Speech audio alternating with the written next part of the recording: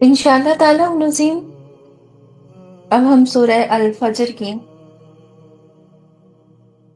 तर्जुमे को पढ़ेंगे और फिर इंशाल्लाह तफसीर को समझने की कोशिश करेंगे। अल्लाह तबारक व तआला फरमाता है, इस सुबह की कसम और 10 रातों की और जफत और ताक की और रात की जब चल दे, क्यों इसमें अक्लमंद के लिए कसम हुई? क्या तुमने ना देखा तुम्हारे रब ने आग के साथ कैसा किया? वो इरम हद से ज्यादा तूल वाले कि जैसे शहरों में पैदा न हुआ, और समूद जिन्होंने वादी में पत्थर की चट्टानें काटी, और फिरौन को चोखेमा चोमीखा करता, जिन्होंने शहरों में सरकशी की फिर उनमें बहुत फसाद फैलाया। तो इन पर तुम्हारे रब ने अजाब को कूड़ा बकूद मारा। बेशक तुम्हारे रब की नजर से कुछ गायब नहीं, लेकिन आदमी तो जब इसे उसका रब आजमाए कि इसको जाह और नेमत दे, जब तो कहता है मेरे रब ने मुझे इज्जत दी, और अगर आजमाए और उसका रिस्क इस पर तंग करे तो कहता है मेरे रब ने मुझे ख्वार किया। यूं नहीं, बल्कि तुम यतीम की इज्जत नहीं करते और आपस में एक दूसरे को मिस्कीन के खिलाने की रग़बत नहीं देते, और मीरास का माल हप हप खाते हो और माल की निहायत मोहब्बत रखते हो। हाँ हाँ, जब जमीन टकरा कर पाश पाश कर दी जाए और तुम्हारे रब का हुक्म आए और फरिश्ते कतार कतार और इस दिन जहन्नुम लाई जाए, उस दिन आदमी सोचेगा, और अब उसे सोचने का वक्त कहाँ। कहेगा हाय, इसी तरह मैंने जीती जी नेकी आगे भेजी होती तो इस दिन इसका सा अजाब कोई नहीं करता और उसका सा बांधना कोई बांधना नहीं। ए इत्मीनान वाली जान, अपने रब की तरफ वापस हो, यूं कि तू इससे राजी वो मुझसे राजी। फिर मेरे खास बंदों में दाखिल हो और मेरी जन्नत में आ। सदक़ल्लाहुल अलीयुल अज़ीम। इंशाअल्लाह अब हम सूरह फजर की तफसीर को पढ़कर समझने की कोशिश करेंगे। सूरह फजर में एक रुकू 29 या 30 आयतें हैं, 139 कलमे हैं, 597 हुर्फ हैं। अब अल्लाह ताला फरमाता है, सुनो ऐ बंदो, इस सुबह की कसम, यानी कि कोई खास सुबह की कसम अल्लाह ताला ने यहाँ पर फरमाई है, और आगे उस खास कसम के बारे में इजहार भी फरमा दिया, वो ये कि और 10 रातों की। अब इस 10 रातों में युकुम में मुहर्रम यानी कि पहली मुहर्रम से लेकर 10 मुहर्रम की रात भी हो सकती है, जिससे ही साल शुरू होता है, मुहर्रम से ही साल शुरू होता है। या फिर यकुम में जिलहज यानी कि जिलहज की 10 रातें, जिसमें इंसान अल्लाह रब्बुल आलमीन की बारगाह में हज भी अदा फरमाता है और ईद उल अजहा की कुर्बानी भी होती है। अल्लाह ताला फरमा रहे हैं, और जिफत और ताक की। अब ये जिफत और ताक क्या है, इसे समझना है। पहले अच्छे तरीके से समझ लीजिए कि हर गुजरने वाला दिन एक रात लेकर आता है। जब रात होती है तो रोशनी के जाहिर होने के तमाम आसार खत्म हो जाते हैं। रात होने के बाद कोई ये नहीं कह सकता कि अभी 1 घंटे के बाद सूरज निकल आएगा, बल्कि एक मियाद मुकर्रर होती है। अल्लाह ताला फरमाता है, ये तुम्हारी चाहत नहीं होगी कि अगर तुम चाहो कि 1 घंटे के बाद सूरज निकल आए, तो ऐसा नहीं हो सकता, और ऐसा कयामत तक नहीं होगा। लिहाजा दिन और रात और दिन के दरमियान एक वक्त है, उस वक्त को जिफत भी कहा जाता है। अब आ जाता है और ताक की। तो अब ये ताक क्या हुआ मेरी बहनों और मेरे सुनने वालों? ताक उस वक्त के को कहा जाता है जब इंसान अंधेरे में अपनी कब्र के अंदर भी होता है।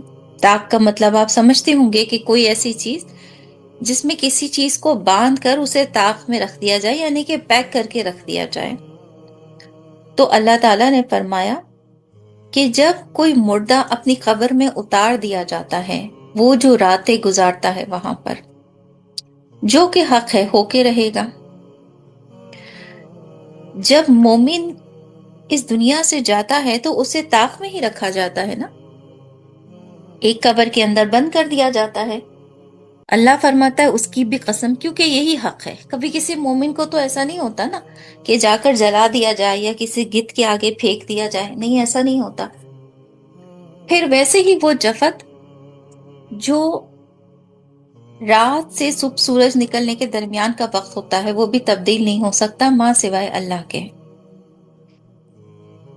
اب اللہ تعالیٰ فرماتا ہے کہ تمہارے رب یہ سب کچھ سچ ہے اور ہو کے رہے گا۔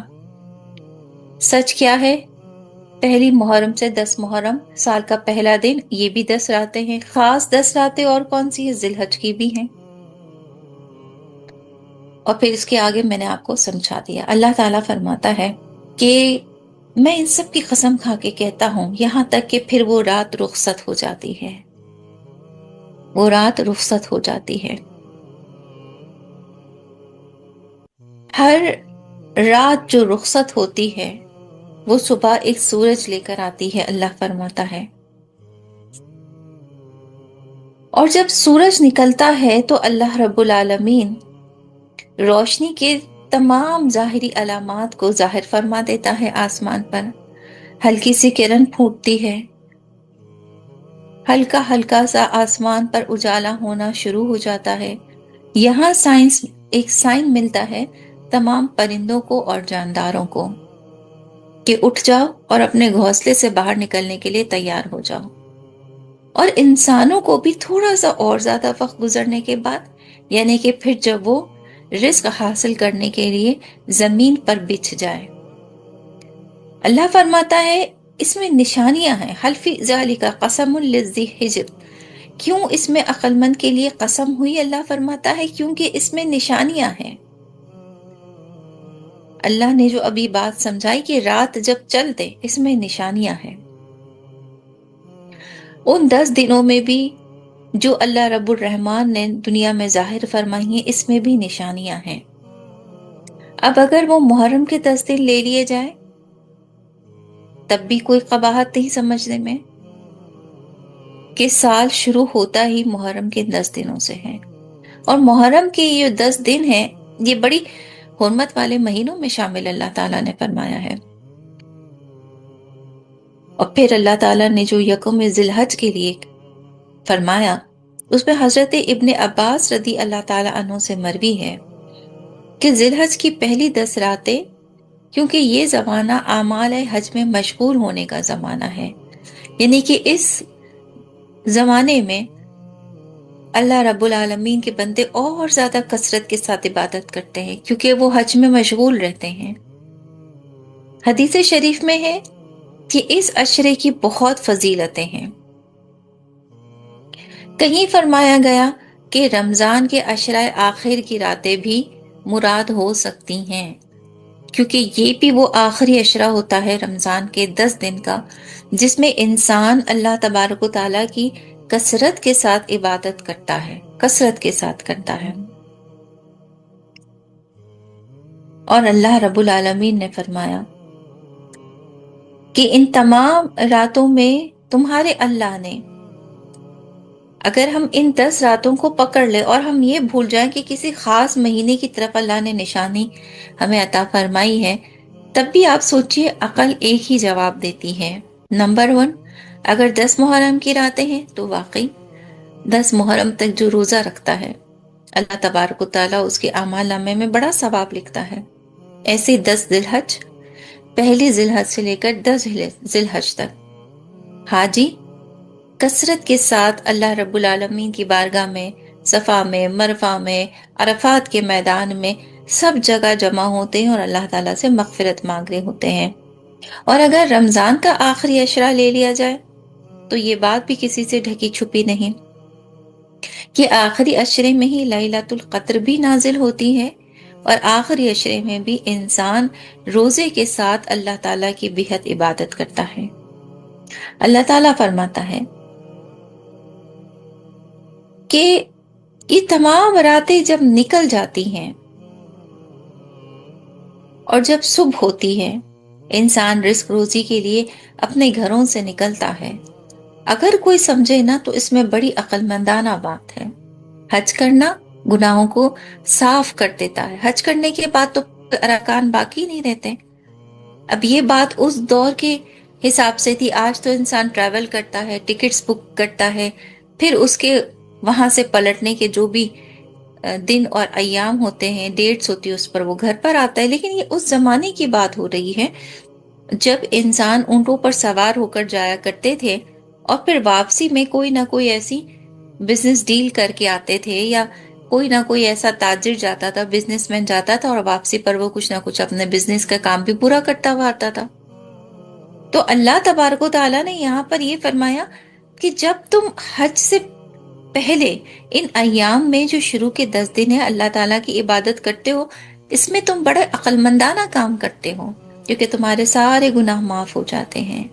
رمضان کے آخری عشرے میں جب تم عبادت کے لیے کھڑے ہوتے ہو اور اپنی دنیاوی زندگی کو ترک کر دیتے ہو،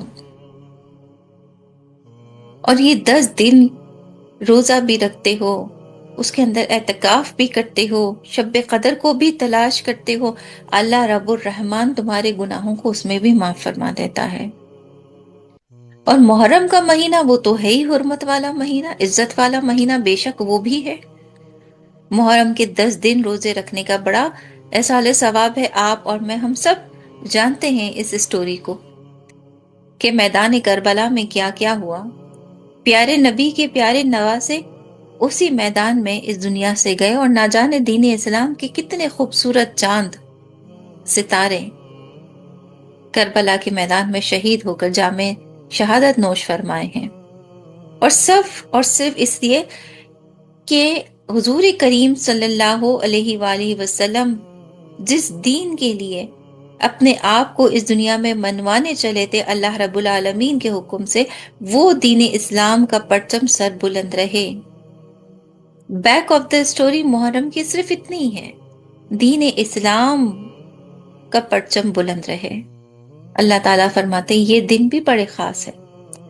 تو اب جو عقل مند چاہے جس طرح سے چاہے اس بات کو سمجھ لے، اگر وہ 3 ڈیسائیڈز کرتا ہے کہ اگر محرم کا مہینہ ہے، رمضان کا مہینہ ہے یا ذی الحج کا، اللہ فرماتا ہے جواب ایک ہی نکلے گا کہ انسان گناہوں سے پاک ہو جاتا ہے ان ماہ کے 10 دنوں میں اللہ تعالیٰ کی عبادت کر کے۔ اور پھر اس کے بعد اللہ تعالیٰ فرماتا ہے کہ جب جو چاہے اپنی رزق کے لیے نکل جائے، اپنے گھروں سے باہر عید کے بعد نکل جائے، محرم کے 10 دن ختم ہو نکل جائے، ذی الحج یعنی کہ حج کر لے، عرفات کے میدان سے آ جائے، کنکریاں مار لے، دوسرے دن ٹھیک ہے آزاد نکل جائے۔ اللہ تعالیٰ فرماتا ہے یہ بڑی خاص عقل مندوں کے لیے اس میں قسم ہے۔ اللہ نے فرمایا ہر انسان کے لیے نہیں قسم فرمائی اللہ نے۔ اللہ فرماتا ہے یہ جو میری اللہ کی قسم ہے نا، اس میں عقل مند کے لیے قسم ہوئی ہے۔ اس بات کو ہر کوئی گہرائی سے نہیں سمجھ سکتا، اللہ فرماتا ہے۔ تو بس اے بندو، شب قدر جیسی رحمت پاؤ، شب قدر کی رحمتوں کا نزول جب تم پر ہو تو اس سے واقعی عقل مند ہو جاؤ۔ شب مزدلفہ میں جب ٹھہرو، وہ 5 دن جب تم قیام کرو، اللہ رب العالمین کی خوب خوب خوب بندگی کرو، اس میں عقل مندی ہے تمہارے لیے، اللہ فرماتا ہے۔ اور اللہ فرماتا ہے کہ جو عقل مند ہوتے ہیں نا، کچھ نشانیاں فرما رہا ہے اللہ، فرما رہا ہے یہ جو عقل مند ہوتے ہیں نا، اپنے عقل کے نزدیک ہمیشہ اسی چیز کی عظمت رکھتے ہیں جس چیز کو اللہ نے عظیم قرار دیا ہے۔ اللہ نے عقل مندوں کی ڈیفینیشن دی تاکہ کوئی یہ نہ سمجھے کہ میں تو بہت اچھی پروفیسر ہوں، میں تو بہت اچھی کوئی ڈاکٹر ہوں تو لہٰذا میں عقل مند ہو گئی۔ آپ ہیں، بالکل ہیں، کیوں نہیں، مگر اللہ کے نزدیک اللہ فرماتا ہے کہ عقل مند وہ ہے جو اپنی عقل کے نزدیک اس بات کی عظمت کو برقرار رکھے کہ جسے اللہ نے پسند کیا، جسے اللہ نے عظمت والے دن کہے، اسے وہ بھی عقل مند عظمت والے دن جانے، مانے اور پھر اللہ کی عبادت کرتا رہے۔ باقی اللہ فرماتا ہے کہ کچھ عجب نہیں کہ ہر انسان کے پاس اپنی اپنی عقل سے دلائل موجود ہوتے ہیں، کچھ بھی کہہ سکتا ہے، کچھ بھی سوچ سکتا ہے، اس کی مرضی ہے۔ ہم کسی کے تھاٹس کو چینج نہیں کر سکتے، تو یہاں پر اللہ تعالیٰ نے بھی یہی بات فرمائی ہے کہ کسی انسان کی سوچ کو تبدیل اللہ کے سوا تو کوئی نہیں کر سکتا۔ چوائس تمہاری ہے بندو، تم جو بہتر سمجھو وہ تم کرو، مگر اللہ کے نزدیک جو عقل مند ہے اس کی نشانی اللہ تعالیٰ نے بتا دی۔ اب اللہ آگے فرماتا ہے کہ عقل مند وہ بھی نہیں ہوتا جو بہت طاقتور ہوتا ہے۔ اللہ فرماتا ہے لوگ سمجھتے ہیں کہ یہ بڑا عقل مند ہے کیونکہ یہ طاقتور ہے، نہیں، ایسا نہیں ہے۔ اللہ فرماتا ہے عقل مندی کی یہ دلیل انسان کو سمجھانے کے لیے اور انسان کو سمجھنے کے لیے ناکافی ہے۔ وہ کیسے؟ اللہ تعالیٰ اس کے آگے جواب دے رہا ہے کہ سنو اے بندو، تم سب کو یاد ہے نا کہ اللہ رب العالمین نے عاد والوں کے ساتھ کیا کیا تھا؟ وہ جو عاد اور سمود کی قوم کے بارے میں ہم نے پڑھا تھا، یاد ہے آپ کو؟ اللہ تعالیٰ بھی یاد دلا رہے ہیں کیا ہوا تھا۔ ان کے قد تو بہت دراز تھے، اور عاد ارم اور ان کو عاد اولا بھی کہتے تھے،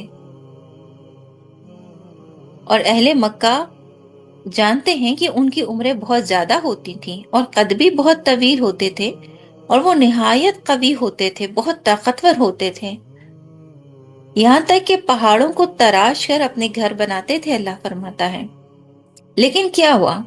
حقیقت میں تھے تو کافر ہی، لہٰذا اللہ تعالیٰ نے جب ان کو ہلاک کیا تو وہ اللہ کی تدبیر کو سمجھ بھی نہیں پائے، اور جو بچ گئے اللہ فرماتا ہے وہ کون تھے؟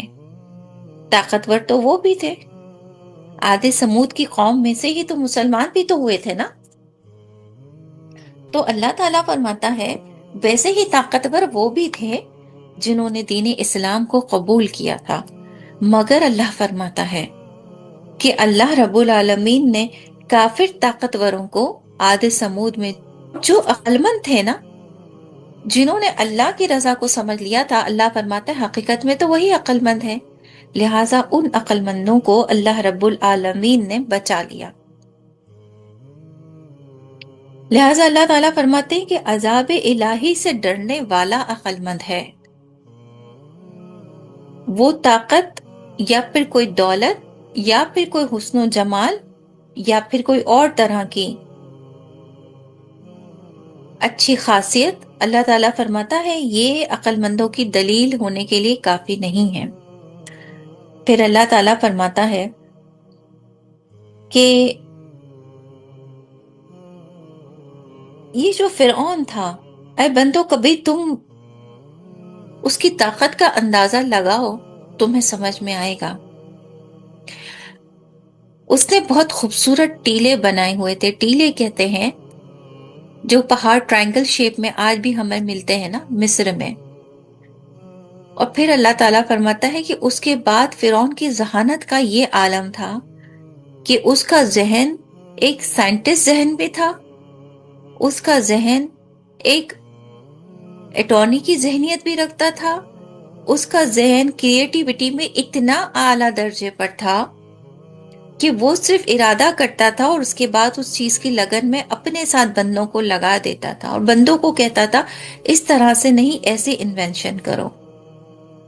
یہاں تک کہ میری سننے والوں، بلب جیسی چیز بھی فرعون کے جو یہ بنے ہوئے ہیں ایجپٹ کے اندر، ان کے ٹیلے جو بنے ہوئے ہیں، اس کے اندر بلب جیسی چیز کی بھی تصویر بنی ہوئی ہے جو کہ ہاتھوں سے تراشی ہوئی ہے۔ تو اللہ تعالیٰ فرماتا ہے دیکھا جائے تو وہ بہت انٹیلیجنٹ تھا، مگر اللہ فرماتا ہے کیا ہوا؟ عقل مند تو وہ ٹھہرا ہی نہیں۔ اگر عقل مند ہوتا تو موسیٰ علیہ السلام جو دین اسلام کی دعوت اس کے پاس لے کر آئے تھے وہ ان کو مان لیتا، لیکن اس نے نہیں مانا۔ تو اللہ تعالیٰ فرماتا ہے کہ کیا کام آئی اس کی یہ سرکشی؟ اس کی عقل مندی، اس کے بنائے گئے ٹیلے، اس کے انوینشنز، اس کی وہ سرسبز کھیتیاں، کچھ بھی تو اسے نہیں بچا سکا اللہ کے عذاب سے، اللہ فرماتا ہے۔ پھر اللہ فرماتا ہے سنو اے بندو، اللہ کے نزدیک عقل مند وہ ہے جس نے اپنی عقل کے نزدیک اللہ کی عظمت کو بلند رکھا ہے اور اللہ تعالیٰ کی بات مانی ہے۔ اب پھر اللہ فرما رہا ہے دیکھ لو، چوائس تمہاری ہے، تمہیں کون سا والا عقل مند بننا ہے، اور اس کی مثال میں اللہ تعالیٰ نے ہمیں سب سمجھا دیا۔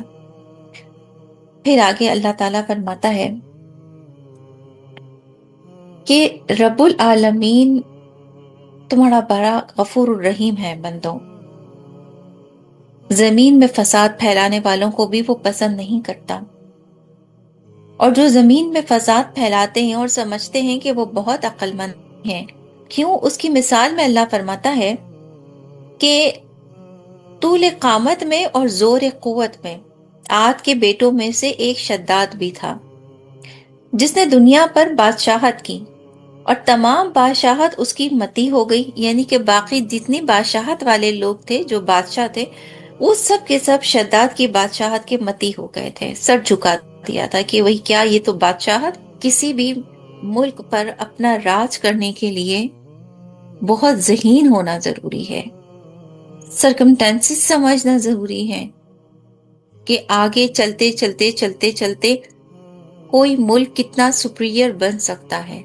تو اس زمانے میں اللہ تعالیٰ فرماتا ہے کہ شداد کی جو بادشاہ تھی وہ بہت سپیریئر تھی، اس کے پاس اتنے اچھے ایک پاور تھی چیزوں کو محسوس کرنے کے لیے، بنانے کے لیے، جوڑنے کے لیے، توڑنے کے لیے، سارا میتھس اس کے پاس موجود تھا۔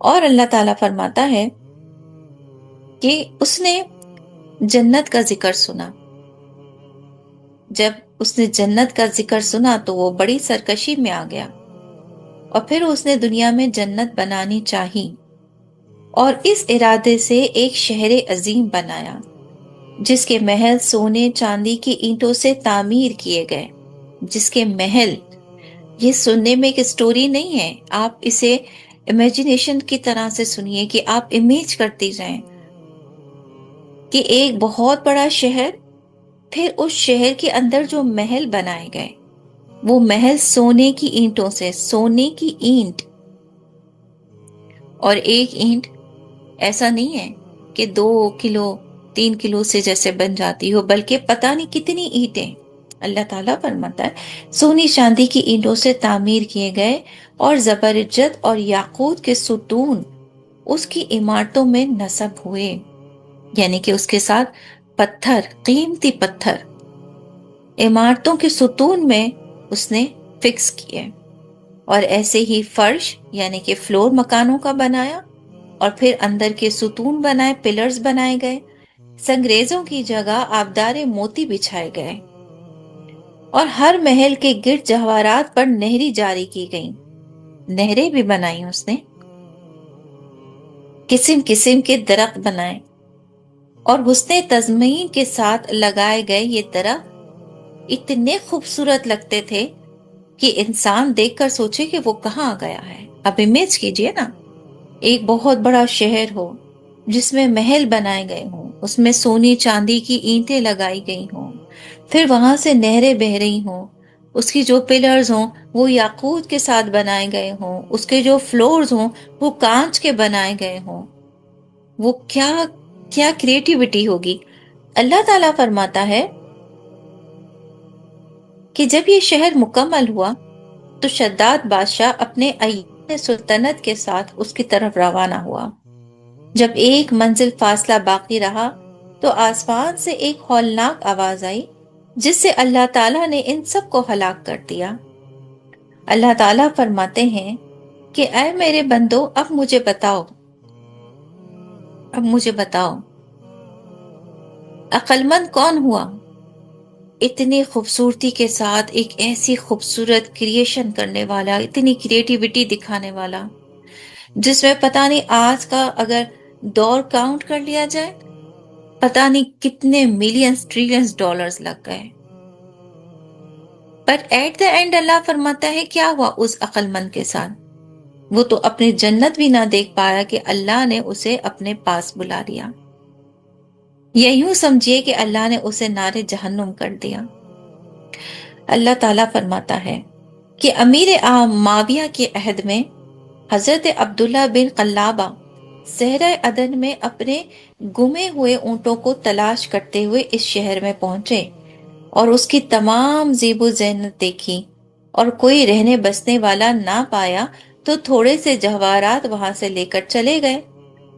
یہ خبر امیر معاویہ کو معلوم ہوئی، انہوں نے بلا کر حال دریافت کیا تو انہوں نے تمام قصہ سنایا، اور امیر معاویہ نے کعب بن احبار کو بلا کر یہ ماجرا طلب کیا کہ کیا دنیا میں کوئی ایسا شہر ہے؟ انہوں نے فرمایا ہاں ہے، اور اس کا ذکر قرآن پاک میں بھی آیا ہے۔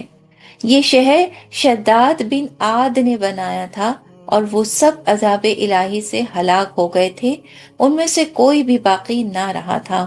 اور آپ کے زمانے میں ایک مسلمان سرخ رنگ کبوت چشم کثیر القامت جس کی ابرو پر ایک تل ہوگا اپنے اونٹ کی تلاش میں داخل ہوگا۔ پھر عبداللہ بن قلابہ کو دیکھ کر فرمایا باخدا وہ شخص یہی ہے، یہی ہے، یہی ہے۔ یعنی کہ قرآن مجید کے اندر اللہ رب العالمین نے جس شہر کا ذکر فرمایا تھا، اور پھر اللہ تعالیٰ کا کوئی بندہ ہوگا اس نے پیشن گوئی کر دی ہوگی کہ کیسے یہ شہر دریافت ہوگا دوبارہ کئی ہزار سال گزر جانے کے بعد، اور ٹھیک ویسے ہی وہ شہر دریافت ہوا۔ اللہ تعالیٰ فرماتے ہیں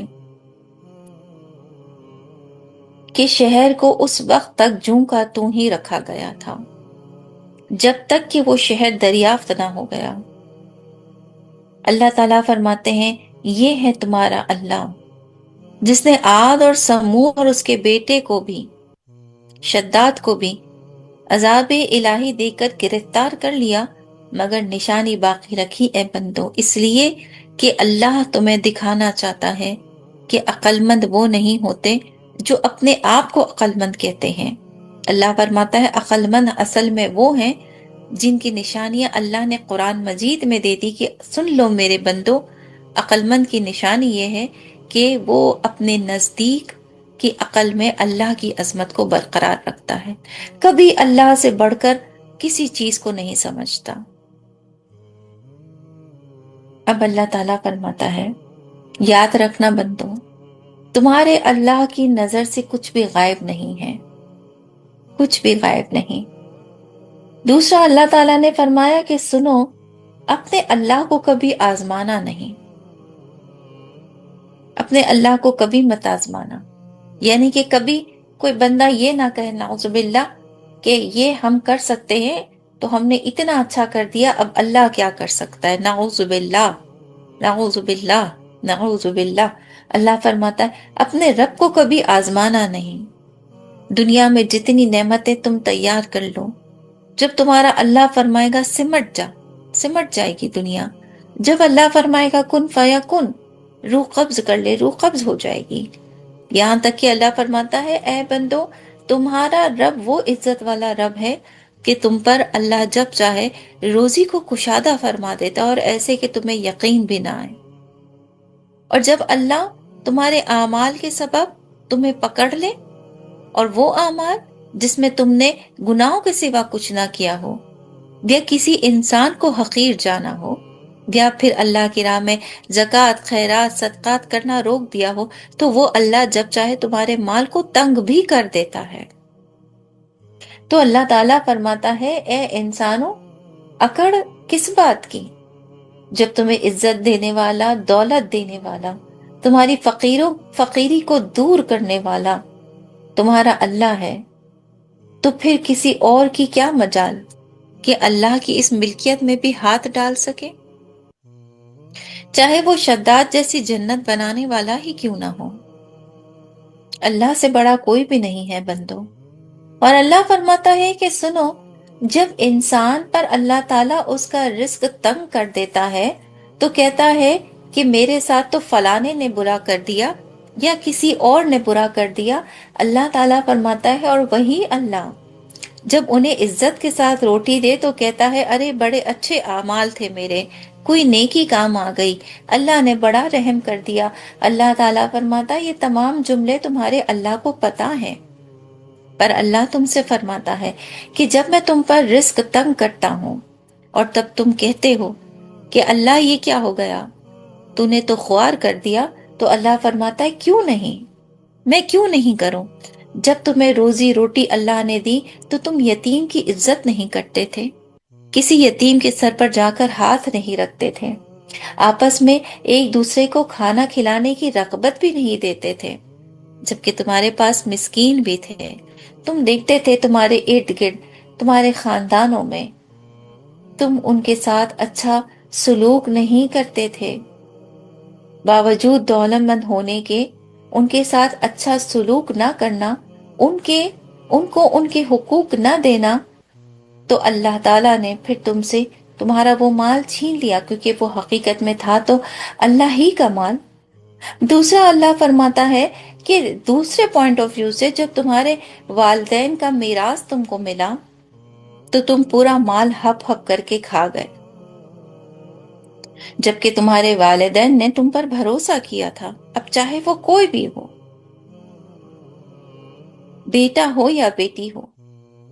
اللہ تعالیٰ فرماتا ہے تم ہپ ہپ کر کے کھا گئے، حلال اور حرام کا تم نے کوئی فرق ہی نہیں سمجھا، نہ اپنی وراثت میں سے اپنی بیوی کو کچھ دیا اور نہ اپنے بچوں کو کچھ دیا، اور اگر کوئی والدین وراثت چھوڑ کر چلا گیا بیٹی یا بیٹے کے حوالے تو ان بیٹی اور بیٹوں نے بھی وراثت کا حق صحیح طرح سے ادا نہیں کیا اور مال کھا کر بیٹھ گئے۔ اللہ تعالیٰ فرماتا ہے یہ تو زمانہ جاہلیت کی بات ہوئی نا، یہ تو ان بے وقوفوں کی بات تھی جو اپنے مال سے بہت محبت کرتے تھے۔ اللہ تعالیٰ فرماتا ہے عقل مند تو ہر اس چیز سے محبت کرتا ہے جو اللہ تعالیٰ کے نزدیک صحیح ہو۔ اللہ تعالیٰ فرماتا ہے کہ اللہ تعالیٰ کے نزدیک کون ہے عقل والا؟ وہ جو اللہ کی عظمت کو برقرار رکھتے ہیں۔ تو پھر تم نے کہاں اللہ کی عظمت کو برقرار رکھا؟ تم نے تو مال کی چاہت میں سب کچھ کھو دیا۔ پھر اللہ تعالیٰ فرماتے ہیں تمہیں اللہ نے خرچ کرنے کو دیا تو تم نے خرچ بھی نہ کیا۔ انسان خرچ کس پر کرتا ہے؟ کس پر کرتا ہے؟ اپنی بیوی پر کرتا ہے، اپنے بچوں پر کرتا ہے۔ اللہ تعالیٰ مال دیتا ہے تو رشتہ داروں پر بھی خرچ کرتا ہے، اللہ کی راہ میں زکوٰۃ دیتا ہے، اچھا کھانا کھاتا ہے، اچھا لباس بھی پہنتا ہے، اتراتا نہیں ہے، غرور نہیں کرتا، لیکن ہاں اچھا لباس پہنتا ہے۔ اللہ تعالیٰ فرماتا ہے مگر اے انسان تو نے تو یہ بھی نہ کیا، تو ہمیشہ بخل ہی بن کے رہا، بخیل ہی بن کے رہا، ہمیشہ یہی کہتا رہا کہ تیرے پاس تو کچھ بھی نہیں ہے، تیرے پاس تو کچھ بھی نہیں ہے۔ نہ تو نے اپنی بیوی کو سکھ دیا، نہ اپنے بچوں کو سکھ دیا، یہاں تک کہ اچھا لباس تک تو پہن کر اللہ کی بارگاہ میں شکر کرنے بھی نہ آیا۔ تو اللہ تعالیٰ فرماتا ہے پھر بتاؤ کہ وہ بڑی بڑی عمارتیں، وہ فرعون کا مال، سب کچھ کیسا اللہ ختم کر دیا، تو کیا تم یہ یقین رکھتے ہو کہ تمہارا مال فرعون کی اس خزانے سے زیادہ بڑھ کر ہوگا؟ یا پھر تمہاری طاقت سوچنے کی جو شداد نے پلان کیا، ایک ایسی جنت بنانا جس میں سونے چاندی کے محل ہوں، کیا تمہاری کریٹیوٹی اتنی بڑی ہے؟ اور اگر ہے تب بھی اللہ تعالیٰ نے ان کافروں کو، ان شداد جیسے انسانوں کو نیست و نابود فرما دیا، تو پھر تم کیا چیز ہو؟ اللہ فرماتا ہے اے انسانوں، اے مومن بندوں، یہ نہ کر کے آنا، کیونکہ جب زمین کو اللہ تعالیٰ ٹکڑا کر دے گا، پاش پاش کر دے گا اور ایسے ٹکڑے ہو جائے گی یہ زمین، اللہ فرماتا ہے کہ زمین کے اوپر جو یہ بلند ترین چوٹیاں اور پہاڑ ہیں نا، یہ بھی ریت بن کر زمین پر گریں گے۔ اور اللہ تعالیٰ فرماتا ہے کہ پھر فرشتہ ایک چیخدار آواز دے گا اس دنیا میں، اور تم سب کے سب یہ سن کر بے ہوش ہو جاؤ گے۔ اور سنو اے کافروں، تم سے بھی مخاطب ہے رب، کہ جب تمہارے پاس جہنم لائی جائے گی تو جہنم کے 70,000 باغیں ہوں گی، ہر باغ پر 70,000 فرشتے جمع ہو کر اس کو کھینچیں گے۔ باغ کہتے ہیں رسی کو۔ تو اللہ تعالیٰ فرماتا ہے جہنم کی 70,000 رسیاں ہوں گی اور ہر ایک رسی کو 70,000 فرشتے جمع ہو کر کھینچیں گے، اور جو جوش و غضب میں بھری ہوئی ہوگی، یہاں تک کہ فرشتے اس کو عرش کے بائیں جانب الٹے ہاتھ کی طرف لے کر آئیں گے۔ اس روز انسان نفسا نفسی میں ہوگا، کوئی کسی کو پہچاننے کے لیے تیار نہ ہوگا۔ ایک دوسرے سے کہا جائے گا، انسان کہے گا میں نے تیرے لیے کتنا اچھا کیا تھا، بیوی کہے گی کہ میں آپ کو نہیں جانتی، شوہر کہے گا کہ تیری لاڈ میں تیری رکھا کان سے دور رکھا۔ اللہ تعالیٰ فرماتا ہے بیوی نہیں پہچانے گی۔ ایسے ہی نہ ماں بیٹے کا ہوگا، نہ بیٹی ماں کی ہوگی۔ اللہ تعالیٰ فرماتا ہے اس دن تو کچھ سوچنے کا وقت بھی نہیں ہوگا جب سامنے جہنم کو لایا جائے گا۔ اب اللہ تعالیٰ فرماتا ہے کہ کافر کہیں گے کہ کاش انہیں دوبارہ سے دنیا میں بھیج دیا جائے۔ جب ان سے کہا جائے گا کہ جاؤ، اس جلتی ہوئی آگ میں تمہارا مقدر لکھ دیا گیا ہے، تو اللہ تعالیٰ فرماتا ہے کہ وہ بڑی سوچ سمجھ میں چلا جائے گا۔ اور یہ اللہ نے اقرار فرمایا ہے، فرماتا ہے اللہ یومئذ یتذکر الانسان وانى له الذکری، اور اب اسے سوچنے کا وقت کہاں، وہ تو سوچ میں پڑا ہوگا یہ میں کیا کر کے آ گیا۔ اللہ تعالیٰ فرماتے ہیں اب ہرگز تمہاری سوچ کو قبول بھی نہیں کیا جائے گا۔ تم کہو گے کہ کاش تم نیکی کر کے آتے، لیکن اللہ تعالیٰ فرماتا ہے ختم ہو گیا وقت زندگی کا بھی اور دنیا کا بھی۔ ابھی عذاب تمہارا مقدر بن گئی، لہٰذا اس عذاب کی طرف جاؤ۔ اور اللہ تعالیٰ فرماتا ہے کوئی تمہیں کندھا دینے والا بھی نہیں ہوگا، کوئی اطمینان دینے والا بھی نہیں ہوگا۔ اطمینان انسان کیسے دیتا ہے؟ ایسے ہی نا کہ کوئی بات نہیں، یہ وقت گزر جائے گا، انشاءاللہ کل سب ٹھیک ہو جائے گا، یہی اطمینان ہوتا ہے نا۔ اللہ تعالیٰ فرماتا ہے نہ ہی اس دن کوئی اطمینان ہوگا اور نہ ہی کوئی آس ہوگی یہ کافروں، بس یہ جہنم تمہیں مل جائے گی، تمہیں اسی میں رہنا ہوگا۔ ہاں لیکن اللہ فرماتا ہے سنو، وہ جو عقل مند ہوئے نا، پھر اسی بات کی طرف آ رہی ہوں جس کی وجہ سے سورہ فجر میں اللہ تعالیٰ نے بڑی پیاری بات فرما دی، بار بار عقل مند کی قسم کھا کے۔ ہاں اللہ فرماتے ہیں جو عقل مند ہوئے، جن کی عقل کے نزدیک اللہ کی عظمت برقرار تھی، اللہ فرماتا ہے ان کے لیے تو بڑی اطمینان والی ہے یہ قیامت، بہت اطمینان والی۔ اس دن اللہ فرماتا ہے کہ جب پیغمبر خدا محمد صلی اللہ علیہ وآلہ وسلم تمہارے سفارشی ہوں گے اور فرمائیں گے اللہ سے کہ اللہ میری امت کو معاف فرما دے، اس نے تیری سوا کبھی کسی کی عبادت نہیں کی۔ اللہ میری امت وہ ہے جو گناہ کرتی تھی تو تیری بارگاہ میں توبہ کر لیتی تھی۔ اللہ میری امت وہ ہے جس کے دل میں اگر کبھی مال سے محبت ہو بھی جاتی تھی مولا، تو پھر بھی وہ تیری نماز میں اپنے سر کو سجدے میں جھکا کر تیری ہی عبادت کرتا تھا، تجھ سے بڑھ کر کسی کو نہیں چاہا۔ تجھے اپنا اللہ مانا تو اپنا خدا مان کر سر خم تسلیم جو بھی تو نے چیزیں دی اس کو قبول کر کے تیرے ہی پاس لوٹ کر آیا ہے۔ اللہ پاک فرماتا ہے کہ جب حضور پر نور حبیب خدا سید انبیاء صلی اللہ علیہ وآلہ وسلم کے حضور عرض کریں گے اے سید عالم صلی اللہ علیہ وآلہ وسلم، آپ پیغمبر خدا ہیں، اور اللہ تعالیٰ فرماتے ہیں کہ جہنم ان سے کہے گا کہ آپ کا میرا کیا واسطہ، اللہ تعالیٰ نے آپ کو مجھ پر حرام کر دیا ہے۔ اللہ پاک فرماتے ہیں یہ وہ تمہارے پیغمبر خدا ہیں جو سر کو جھکا کر جہنم کی طرف بڑھیں گے اور کہیں گے کہ میرا اگر کوئی امتی تیرے اندر ہے تو اسے باہر نکال۔ اور اللہ فرماتا ہے جب پیغمبر خدا اپنے اس امتی کو اگر خدا نہ کرے وہ جہنم کی آگ میں ہے اس کے قریب جائیں گے تو جہنم پکار کے کہے گی یا رسول اللہ میرے قریب مت آئیے، ٹھیک ہے میں آپ کا امتی نکال کر باہر دے دیتی ہوں۔ ایک حدیث میں ہے حضور کریم صلی اللہ علیہ وآلہ وسلم نے فرمایا کہ میں اس وقت تک جنت میں نہیں جاؤں گا جب تک کہ اپنا ایک ایک امتی اگر وہ دوزخ میں بھی کسی آگ کے اندر ہے وہاں سے نکال کر اسے جنت میں داخل نہ کر دوں، میں اس وقت تک جنت میں نہیں جاؤں گا، کیونکہ جنت میں جو ایک بار چلا جاتا ہے پھر وہ واپس آئے گا ہی نہیں۔ لہٰذا پیغمبر خدا صلی اللہ علیہ وآلہ وسلم مکمل تحقیق اور مکمل تسلی کے ساتھ جنت میں جائیں گے، اپنے ایک ایک امتی کو بخشوا کر جنت میں جائیں گے، ایک ایک امتی کو۔ اللہ تعالیٰ فرماتا ہے بتاؤ اے عقل مند تم اب کیا چوائس کرو گے؟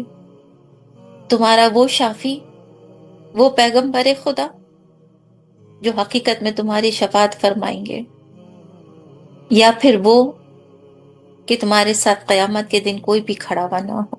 اللہ پاک فرماتے ہیں کہ جب اللہ کے بندے اپنے ایمان اور اعتقاد پر ثابت قدم رہیں گے، اللہ پاک فرماتا ہے ان مومنوں سے موت کے وقت کہا جائے گا، موت کے وقت ہی انہیں پتا ہوگا، اللہ فرماتا ہے کہ وہ جنتی ہیں یا دوزخی ہیں۔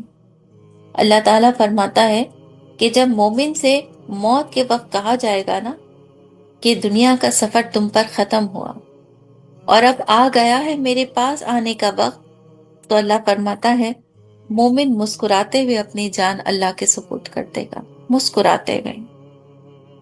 اسے تو انتظار ہی اس بات کا ہوگا کہ کس دن وہ اللہ رب العالمین کی بارگاہ میں جا کر اللہ سے ملے گا۔ اللہ تعالیٰ فرماتا ہے کہ جب وہ یوں واپس ہوگا اور پھر جب روز قیامت اٹھایا جائے گا اور پھر جب اسے 3 کنگن پہنائے جائیں گے، ایک سونے کا، ایک چاندی کا اور ایک موتیوں کا، اور جب اسے غسل دیا جائے گا پہلے غسل سے وہ اندر سے لے کر باہر تک پاک ہو جائے گا، اور دوسرا جب غسل دیا جائے گا تو اس کے جسم سے ایک خوشبو آئے گی، اللہ فرماتا ہے، اور پھر خوبصورت پوشاک دیے جائیں گے۔ اس وقت جب وہ جنت میں داخل ہو رہے ہوں گے، اللہ فرماتا ہے اس دن اللہ ان سے فرمائے گا کہ اے میرے بندو تم ہمیشہ پوچھا کرتے تھے کہ اللہ تو ہم سے راضی ہو جا، تم ہمیشہ دعا کیا کرتے تھے کہ اے اللہ تو ہم سے راضی ہو جا، تو ہم سے راضی ہو جا۔ آج میں اے بندو تم سے پوچھتا ہوں بتاؤ اپنے اللہ کی نعمت پر کیسا یقین کیا تم نے؟ آج میں تم سے کہوں گا کہ آج اللہ تم سے راضی ہے، تم مجھ سے راضی ہو یا نہیں؟ اور اللہ فرماتا ہے یوں زندگی کا یہ خوبصورت سفر جنت تک اپنی منزل کو پانا تمہارے لیے اللہ آسان کر دے گا۔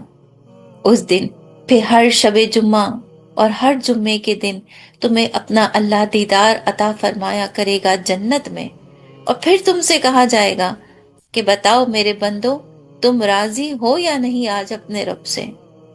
پھر اللہ تعالیٰ فرماتا ہے وہ خریداری جو تم اس دنیا میں اپنی نفس کو مار کر نہیں کرتے تھے، کسی حرام کام کی طرف نہیں جاتے تھے، تم کہتے تھے کہ اے اللہ ہمیں حلال رزق عطا فرما، تو آج جنت میں جو چاہو خریدو، یہ بدلہ ہے تمہارے حلال رزق کا۔ اور اللہ فرماتا ہے جنہوں نے اپنے مال کو اللہ کی راہ میں دنیا میں قربان کیا تھا، یتیموں کو کھانا دیا تھا، مسکینوں کو کھانا کھلایا تھا، اپنے بیوی کو اپنے بچوں کو اچھا پہنایا اڑایا کھلایا پلایا، انہیں کسی چیز کے لیے ترسایا نہیں، رشتہ داروں کو حق دیا، اللہ فرماتا ہے میں ان سے بھی جنت میں پوچھوں گا کہ بتاؤ جو تم نے اپنے اللہ کی راہ میں مال خرچ کیا تھا تمہارا وہ مال خرچ کرنے کا بدلہ تمہارے اللہ نے تمہیں جنت میں کیسے دیا؟ اللہ فرماتا ہے میں پوچھوں گا اپنے اس بندوں سے کہ بتاؤ اے میرے بندو، تم اللہ سے راضی ہو یا نہیں؟ وما علینا الا البلاء۔ اللہ تعالیٰ کے خاص بندوں میں رب العالمین تو ہمیں، اے میرے اللہ تو اپنے تیرے خاص بندوں میں ہمیں شامل فرما، اور اے رب العالمین ہمیں تو اپنی نیک بندوں کی صف میں روز آخرت بھی شامل فرما، ہمیں ہمارا اعمال نامہ سیدھے ہاتھ میں عطا فرما، اور اے رب العالمین جو بھی تیرے خاص مقربان بندے ہیں مولا، جو سیدھے ہاتھ کی لائن میں کھڑے ہوئے ہوں یا مڈل لائن میں کھڑے ہوئے ہوں، مالک و مولا تو ہمارا نام ان کے ناموں کے ساتھ لکھ دے۔ آمین ثم آمین۔